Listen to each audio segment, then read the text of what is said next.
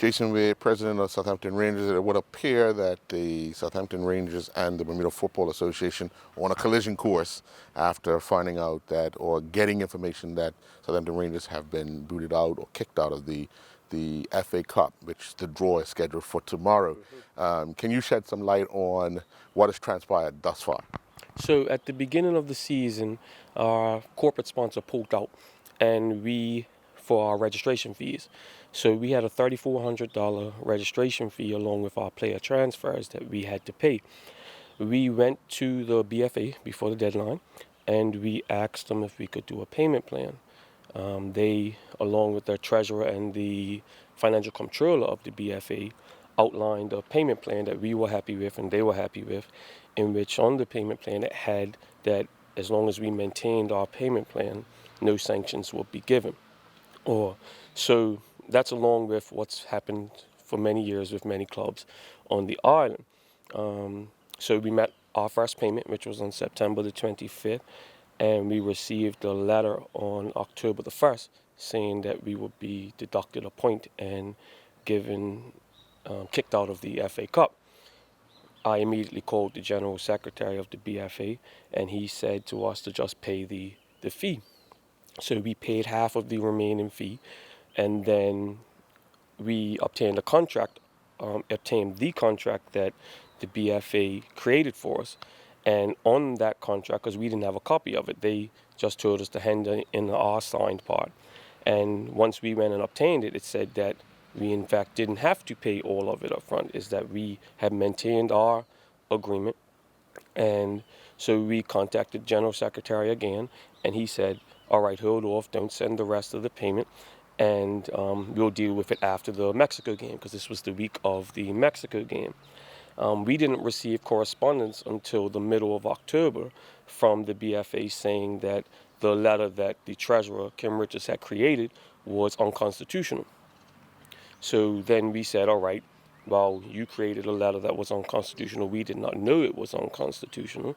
So let's meet and let's come up with a solution here, because we were under the guise that this payment plan was valid. If they would have said, no, we can't have a payment plan, I would have paid the $3,400 myself and the club would have reimbursed me. That didn't happen. They let us know that it was unconstitutional. The first correspondence was in the middle of October. We appealed their decision to ban us from the FA Cup and give us a 1-point deduction. We had an appeals meeting in November. We found out that the draw was in January. The BFA treasurer wasn't able to attend this appeals hearing. The appeals panel said that we would reconvene before the draw, in which the BFA could give their side, we could give our side, and then they could come up with a result. That meeting never happened.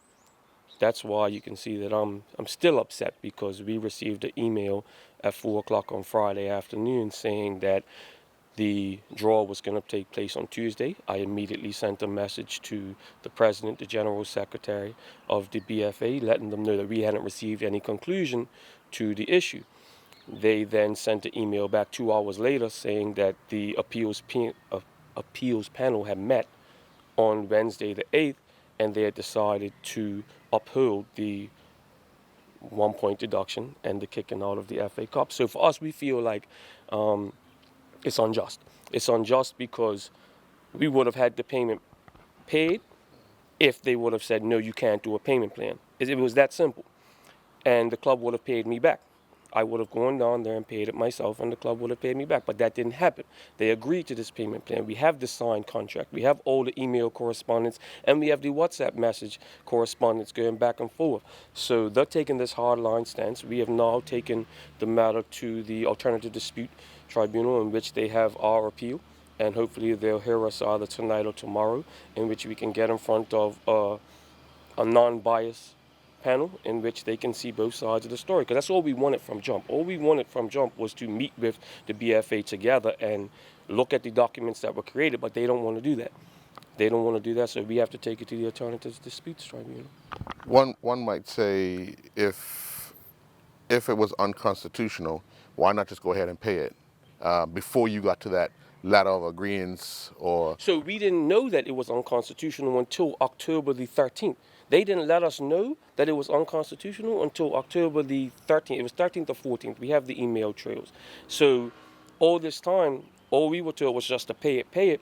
But then we produced the contract that says that we don't have to pay it. We had met our first payment, which was on September the 25th. Our next payment was supposed to be October the 30th. That's what we were guided by. They didn't let us know until October the 13th that that letter that they and contract that they had created was unconstitutional.